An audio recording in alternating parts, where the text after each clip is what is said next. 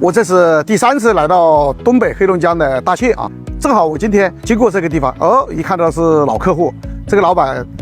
实力也挺强大的啊，在我们家买了3台箱子，2台斗3225，一台斗3150，这台设备呢买了3年了，油漆也还在的，底漆还好好的，板什么的。这个车已经工作了6000多个小时了，但这个车的现状是非常漂亮，履带板1块弯的都没有。今天也是很巧，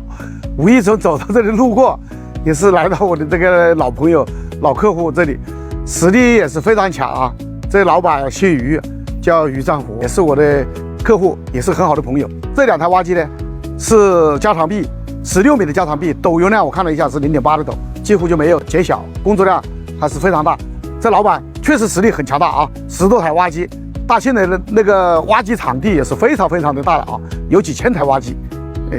所有东北、哈尔滨挖机机全部在大庆，有需要的可以找到我，我也可以推荐一些客户。需要水挖的找我老谢，我给你推荐客户。